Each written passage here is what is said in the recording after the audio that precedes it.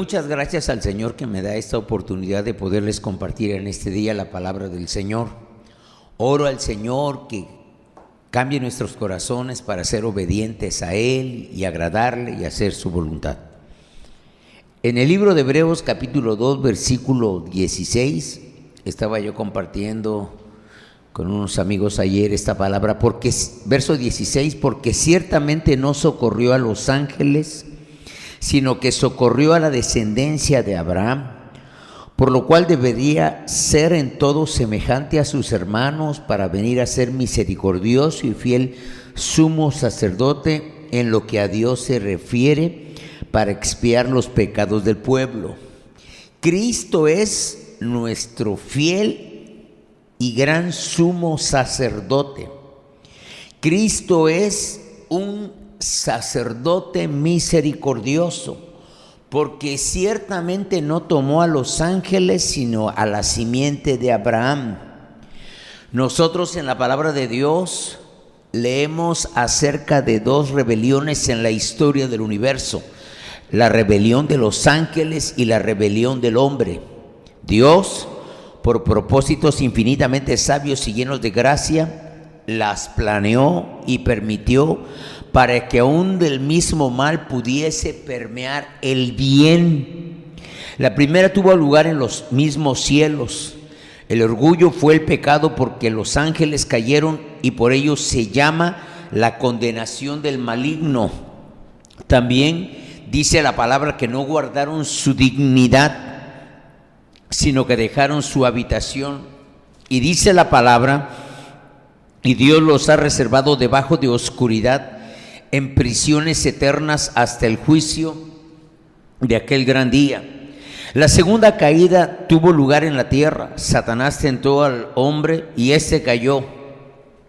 Dio más crédito a las palabras del maligno que a las palabras de Dios, y así cayó bajo la maldición que Dios había dicho: porque el día que ciertamente desobedezcas o pecares, morirás.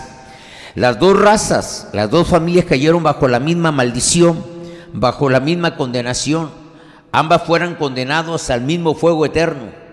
Pero nuestro glorioso Redentor, el Hijo de Dios, resolvió ya en la misma eternidad morir por los pecadores. Ahora bien, ¿por cuál de las dos familias debería Él morir? ¿Por los ángeles o por los seres humanos? Quizás los ángeles del cielo desearían que hubiera muerto por los ángeles del cielo, que en algún tiempo fueron sus hermanos, los ángeles ahora caídos. La naturaleza de los ángeles es más alta que la de los hombres. No quiso Jesús morir por los ángeles. He aquí la respuesta: ciertamente, porque ciertamente no socorrió a los ángeles, dice Hebreos, sino que socorrió a la descendencia de Abraham. He aquí una misericordia soberana que pasa por alto a una familia y toma a la otra. Nosotros, los que conocemos de su gracia y su misericordia, deberíamos inclinarnos y adorar al Señor, porque tuvo misericordia de nosotros los humanos antes de tener misericordia de los ángeles caídos. No nos es extraño que Jesús pasa por alto a muchos. Sí, escuche bien. El Señor Jesús ha estado hablando a muchas personas a través de nuestro país, a través de nuestro estado, a través del mundo. Ha estado hablando a las almas. Él ha hablado a través de muchas formas y ha penetrado en muchos corazones, en algunos lugares, y han llegado a los pies de Cristo. Pero muchos han pasado por alto este precioso mensaje. Hay muchos que son dados a vivir según los bajos deseos de su propio corazón, andando en sus propios consejos y en sus propias concupiscencias. No es de extrañarnos, es el mismo camino que siguió Él cuando vino a la tierra. Él pasó por alto algunas ciudades, pasó por alto a algunas personas, aun cuando su seno rebosaba de amor y de gracia. Dios es amor. No consideró inoportuno pasar por alto a los ángeles caídos y venir a morir por los hombres. Y así, aunque Jesús es amor, puede salvar a algunos y dejar a otros que se endurezcan. Escuche bien la palabra del Señor. Muchas viudas había en Israel en los días de Elías, pero a ninguna de ellas fue enviado Elías, sino a la viuda de Sarepta de Sidón. Muchos leprosos había en Israel en tiempo del profeta Eliseo, mas ninguno de ellos fue limpio, sino Naamán el sirio. Qué privilegio es oír de Cristo. Qué privilegio es oír de la misericordia de Dios. Usted me podrá decir, pero es que usted nació en una cuna cristiana. Y conozco gente que viene de familia donde la mamá se prostituía, el papá era un vil borracho, pero ellos conocieron a Cristo porque Cristo habló a sus corazones. Si Cristo ha visitado tu alma, dale toda la gloria. No a nosotros, oh Jehová, no a nosotros, sino a tu nombre sea dada toda la gloria y toda la honra y toda la alabanza, porque has tenido misericordia de nosotros y has tocado nuestro corazón. La única razón por la cual tú eres salvo se debe a la compasión soberana de Cristo. Si es cierto, tenemos que decidir en responder al llamado o de pasar por alto otra vez el llamado de Cristo, tocando a la puerta de nuestro corazón, pero es el primero el que toca la puerta de nuestro corazón. No es que fuéramos mejores o que fuéramos menos malos o menos perversos, o que tuviéramos mejor disposición, o que fuéramos más atentos a la palabra. Muchos han sido dejados, han sido más justos en la vida que nosotros. No se debe tampoco a que tú hayas gozado de un ministerio muy especial. Dios ha hecho que el mismo ministerio fuera un medio de endurecimiento de mucha gente. Todo le debes más bien a la gracia y misericordia soberana de Dios. Ama eternamente al Señor a causa de Él, que te escogió de su libre y propia voluntad, puso sus ojos en ti. Qué preciosa misericordia. Cuando volteamos a la derecha y a la izquierda y vemos gente que se está hundiendo cada día en el pecado, y a veces les hablamos, su corazón está duro, pero tú y yo que hemos abierto nuestros ojos y el Espíritu Santo ha abierto nuestros oídos y podemos ver la misericordia y escuchar la misericordia de Dios para nuestras vidas. Esto no nos hace alguien especial, sino esto nos debe humillar delante de Él y darle gracias por la misericordia que ha tenido por nosotros. Ama eternamente a Dios, porque Él tocó la puerta de tu corazón. Adora a Cristo, que pasó por alto a millones y murió por mí, murió por ti. Adora al Espíritu Santo, que vino libremente con misericordia soberana y te despertó. Todo ello sería motivo de alabanza eterna. Si Cristo está visitando ahora tu alma, no trates esto con ligereza con Él. Algunas personas, cuando Cristo empieza a llamar a la puerta de su corazón, juegan con Él y dicen: ahora no, estoy muy joven, deja para después, quizás cuando ya tenga la edad del pastor Elí, yo pueda buscarte. Y entonces, cuando no saben que este día pueden pedir tu alma, repitiendo las palabras de un gran hombre de Dios, cuántas personas, cientos y miles de personas no vieron el amanecer de este día. Pero tú y yo tenemos la gran oportunidad para hoy volvernos con todo nuestro corazón a Él y pedir misericordia. No trates con liviandad. No digas: soy joven todavía o estoy demasiado ocupado. y tengo que hacer provisión para mi vejez o tengo que hacer provisión para lo otro. Algunos dicen, yo no estoy enfermo, yo estoy sano, habré de vivir muchos años y en la vejez y a lo mejor en la enfermedad yo buscaré al Señor. Considera, amigo, que Cristo puede nunca jamás volver a venir y tocar a tu puerta como lo puede hacer en este día. Él llama ahora. Si alguno oye mi voz, si alguno oye mi voz y abre la puerta, entraré a Él, cenaré con Él y Él conmigo. Necesitamos a Cristo. Miles y miles de litros de alcohol no te pueden dar lo que te da Cristo. Miles y miles de horas de placer, miles y miles de gramos de droga nunca te van a dar lo que te puede dar Cristo. La paz que te puede dar, la bendición que Él te puede dar. Nosotros no podemos lograr a nuestro antojo que venga a nosotros la convicción de pecado cuando nos plazca. El Señor es completamente soberano en el asunto de salvar las almas. Como me encanta cuando este gran hombre de Dios comienza su libro hablando de la conversión de San Agustín de Hipona y de la salvación de C.S. Lewis de manera diferente. Pero si oyeres hoy su voz, no endurezcáis vuestros corazones. No endurezca tu alma. Tú sabes el asunto que Dios ha estado hablando a tu corazón. Tú lo conoces. Entrega todo tu corazón al Señor. Dile, te voy a obedecer en todo lo que mandes. Yo voy a obedecer en todo lo que digas. Yo quiero hacer tu voluntad.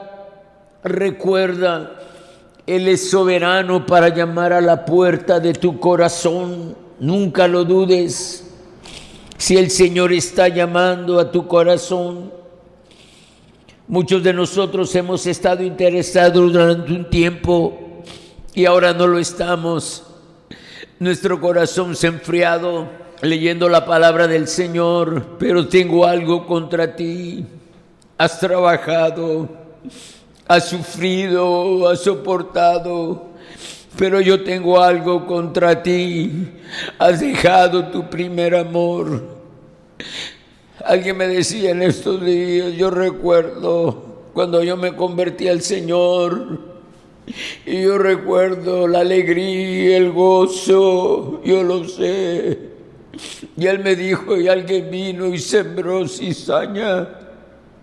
Es necesario que vengan los tropiezos, mas hay de aquel por quien vienen los tropiezos. Recuerda, si hoy arde tu corazón como en los caminantes de Emaús, si arde tu corazón cuando escuchas la palabra del Señor, cuando lees la Biblia, en la vida de cada hombre existe un tiempo cuando si abre la puerta, Él va a entrar, Él no la va a abrir. Podría abrirla, no la va a abrir. Y si no la abre, se perderá.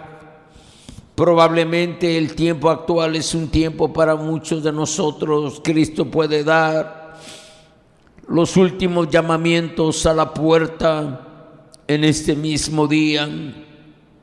Cristo fue hecho semejante a nosotros en todas las cosas, dice la palabra.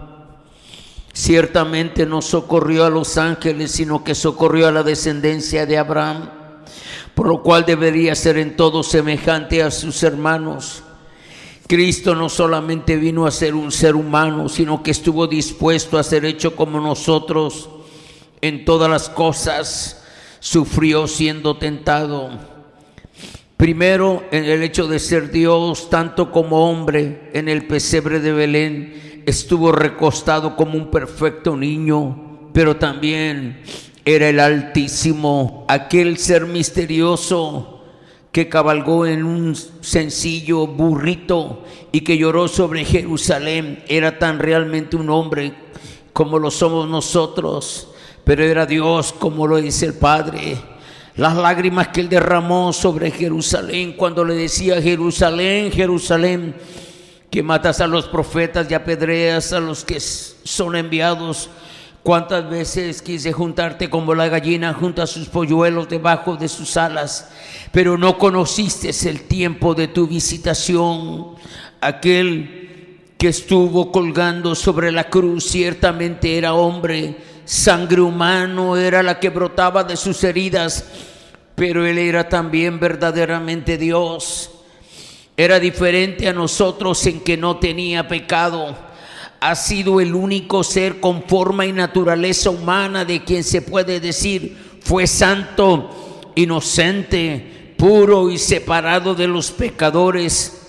El único sobre el cual Dios podía mirar desde los cielos y decir: este es mi Hijo amado en el cual tengo contentamiento. Cada miembro de nuestro cuerpo y de nuestra mente los hemos usado como siervos del pecado. Toda facultad de su mente y miembros de su cuerpo fueron usados como siervos de la santidad. Su boca fue la única boca humana de la que brotó solo palabras de gracia y de verdad. Sus ojos han sido los únicos ojos humanos que nunca brilló una rama de orgullo, de envidia o de lujuria. Su mano fue la única mano que jamás se extendió si no fuera para hacer el bien. Su corazón ha sido el único corazón humano en que no hubo engaño sobre todas las cosas y nunca fue desesperadamente malo. Cuando Satanás fue a él, nada encontró en él. Por tanto, en estas acciones, él fue humano, verdaderamente hijo de Dios, y él fue necesario a uno de nosotros los seres humanos, ya de lo contrario no hubiese podido ser nuestro Salvador.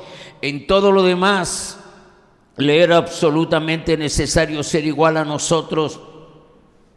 No era parte de nuestra condición que Él no se hubiese humillado a sí mismo. Jesús vivió todos los términos de nuestra vida, desde la niñez hasta la edad adulta.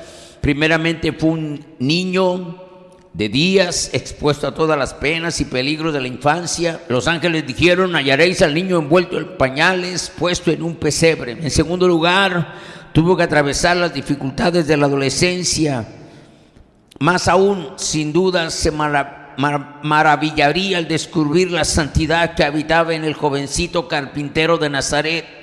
Creció en sabiduría y en estatura y en gracia delante de Dios y de los hombres. Y finalmente tuvo que sufrir las aflicciones y ansiedades de la edad adulta. Cuando se acercó a los 30 años, Jesús probó las dificultades de muchas situaciones complicadas de la vida. Los primeros 30 años es probable que participase de la humilde ocupación y oficio de José el carpintero. Soportó por tanto la prueba de ganarse su diario sustento. Entonces él se mantenía de la bondad de otros. Cierta mujer que le siguió, le ministró, le bendijo con sus bienes, dice la palabra. Se nos dice que le ayudó con su hacienda. Él no tenía dónde reclinar la cabeza.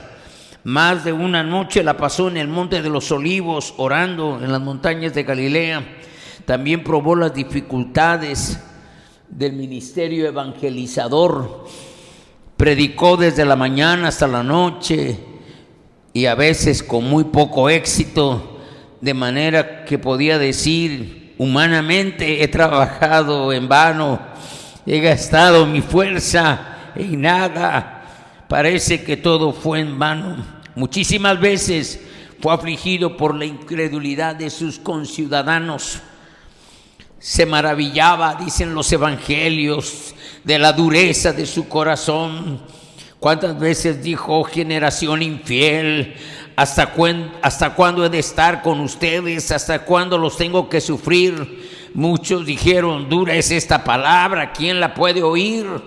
Desde entonces, dice el Evangelio según San Juan, desde entonces muchos de sus discípulos le abandonaron y no siguieron a Jesús. Parece bonito cuando viene la multitud. Para nosotros los pastores, qué bonito es ver el templo, la iglesia llena, qué bonito es. Y cuando empiezan a faltar y a faltar, porque dicen: dura es esta palabra. Pero yo he aprendido algo. he aprendido a fortalecerme en el Señor. No es sencillo, pero qué grande bendición es esto.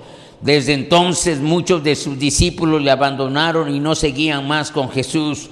Cuán a menudo le odiaron por su amor, dice el Salmo 109, en pago de mi amor me han sido adversarios. Cómo le hirieron muchas veces sus discípulos por la falta de fe, hombres de poca fe. ¿Cuánto tiempo tengo que estar con ustedes? La incredulidad de Tomás, el sueño de sus 3 discípulos en el huerto del Edén, cuando Él los llamó aparte porque estaba en el tiempo más difícil y Él quería que oraran con Él.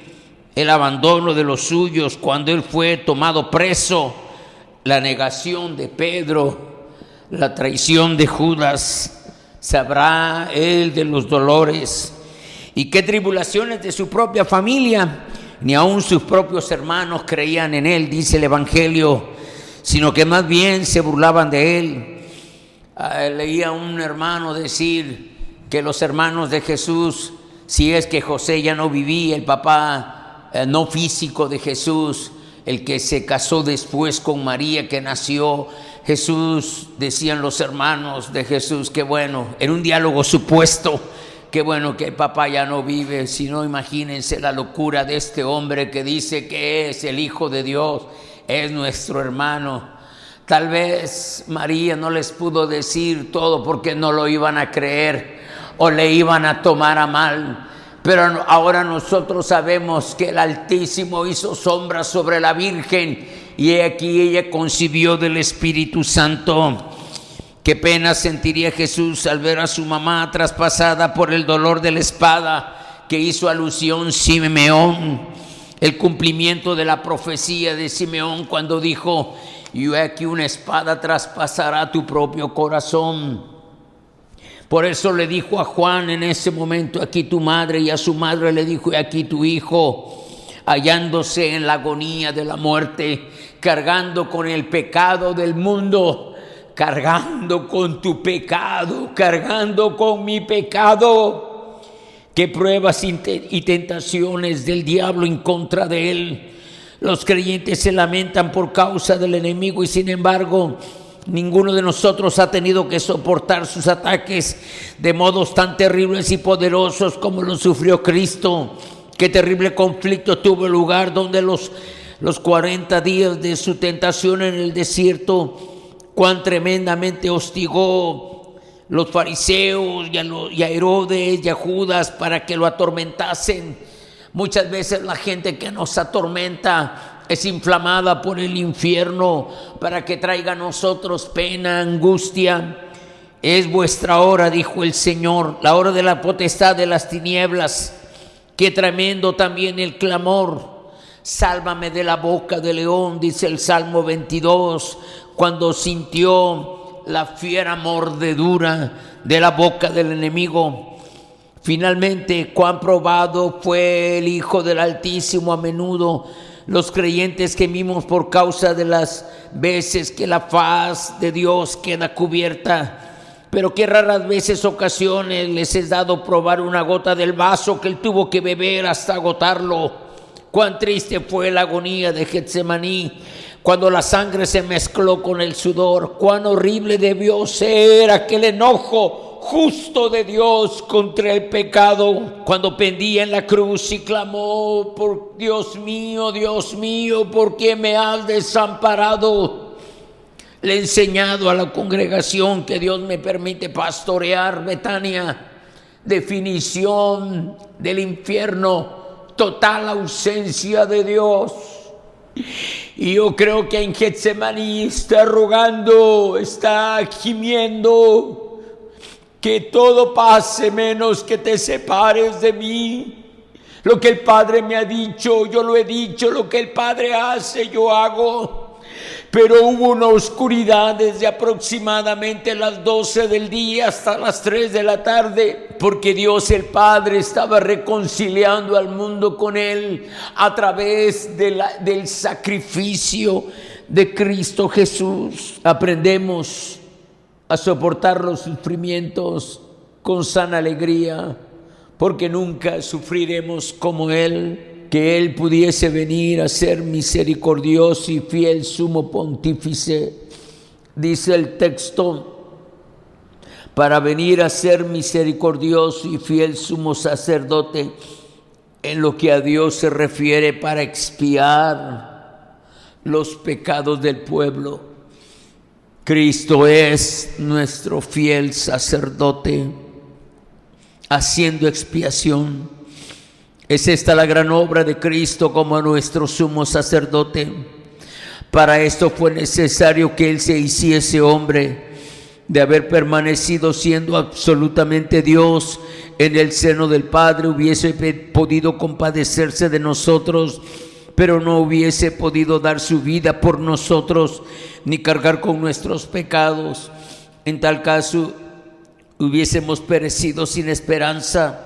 Todo sacerdote en la dispensación del Antiguo Testamento era un tipo de Jesús en este sentido.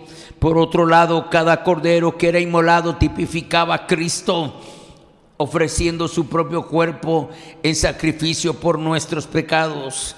Permítame que ahora esta esperanza y visión repose en este hecho, si queréis ser completamente llenos de paz. Aquellas pocas horas oscuras del Calvario, cuando el gran sumo sacerdote se ofrecía en sacrificio expiatorio, alumbran eternamente el alma del creyente. Solo este hecho nos traerá gozo en la hora de nuestra muerte.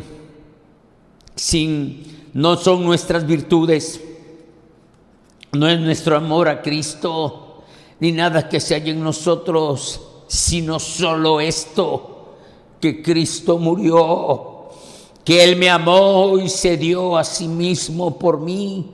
Cristo apareció para quitar el pecado del mundo por el sacrificio del mismo, socorriendo a los que son tentados. Todos los creyentes han de soportar la tentación cada día. Para ellos trae aparejada su prueba. Todo tiempo es tiempo de necesidad para el pueblo de Dios. Los inconversos son poco tentados, no se hallan en muchos aspectos en las tribulaciones como se halla el pueblo de Dios. Parece que ellos son felices, parece que ellos la pasan mejor, parece que ellos están más radiantes, están en su ambiente, están en el mundo. Ellos no son afligidos, no sienten ciertamente que las tentaciones se levantan en sus propios corazones, ni conocen el poder del enemigo en contra suya. Antes de la conversión, el hombre cree tan poco en el enemigo como poco cree en Cristo. Pero cuando un hombre viene a Cristo, pasa a ser un alma tentada, afligida y menesterosa, buscando las aguas que no hay, dice Isaías. El creyente es probado por Dios, no tentado, probado por Dios. Dios probó a Abraham no para que pecase, porque Dios no puede tentar con esa finalidad, ni Él tienta a ninguno, y todavía prueba a sus hijos para que vuestra aflicción, para que vuestra prueba, así como el oro es probado, para ejercitar la fe de los hijos de Dios. El oro que tiene que ser probado, nuestra fe tiene que ser probada, porque es más preciosa que el oro. Dios nos pone en lugares y circunstancias de prueba. Algunas veces los enlaza para conocer si sus hijos caerán en el orgullo, si se olvidan que es Dios y solamente Dios y únicamente Dios el que puede bendecirnos. Otras veces nos humilla para probar si murmuramos contra Él. Bendito el hombre que sufre la tentación soportándolo, porque después recibirá la corona de vida. Y hay ocasiones en que nos pone en lugares peligrosos o en apuros para ver si confiamos tranquila y quietamente en Él o necesitamos ayuda de la carne y de la sangre. El mundo tienta al creyente. El mundo inspecciona si el creyente no está firme. Le es grato ver a un hijo de Dios que caiga en pecado. Ello les sirve de excusa al pensar que todos somos igualmente de la misma forma, y entonces critica y sonríe. El mismo corazón del creyente es una fuente de tentación. A veces el corazón dice: ¿qué mal hay en esto? Al fin y al cabo es un pequeño pecadillo. También, bueno, pecaré solo una vez, después nunca más.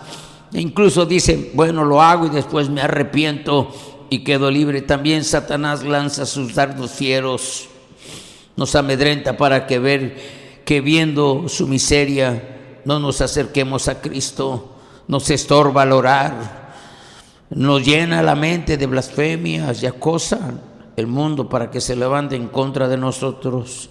Nosotros, los hijos de Dios, somos ciertamente un pueblo que pasa tentaciones. Siempre estamos en necesidad y nos sentimos pobres, y Dios así lo permite y así lo determina.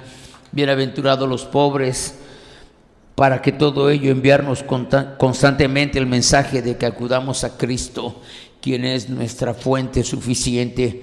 Hay quienes dicen no es bueno no ser creyente, pero mirad a quien nos invita a acudir. Tenemos un misericordioso y fiel sacerdote. Él sufrió siendo tentado justamente para poder socorrer a los que son tentados. El sumo sacerdote del antiguo pacto no solo tenía que ofrecer sacrificios sobre el altar, su obra no quedaba consumada por el solo hecho de sacrificar al cordero. Venía además a ser parte de Israel, el pueblo todo. Llevaba en la lista anotada todos los nombres de las tribus de Israel en el pectoral sobre su corazón. Su misión era también entrar y orar en el lugar santísimo. Después salía y bendecía al pueblo diciendo: el Señor te bendiga y te guarde y haga resplandecer. Igual ocurre con el Señor Jesús. Su obra no quedó totalmente acabada en la cruz, en el sentido que aclararemos ahora. Habiendo muerto por nuestros pecados, obra terminada, obra consumada. Habiendo muerto, ahora vive para interceder por nosotros. Bendita misericordia, bendita misericordia, bendita misericordia. Acércate a Cristo hoy, acércate al Señor. He llegado a decir, se vale decir, yo no te conozco, no sé quién eres, lo he intentado tantas veces y no te conozco. Escuché al gran hombre de Dios, Lázaro Santana: si 10,000 veces tengo que venir al altar, 10,000 veces voy a venir al altar, y en uno de esos momentos Él tendrá misericordia de mí y quitará el corazón de piedra y pondrá un corazón de carne. Padre, en el nombre de Jesús, que esta palabra lleve fruto para la gloria de tu nombre. En el nombre de Jesús. Amén. Amén.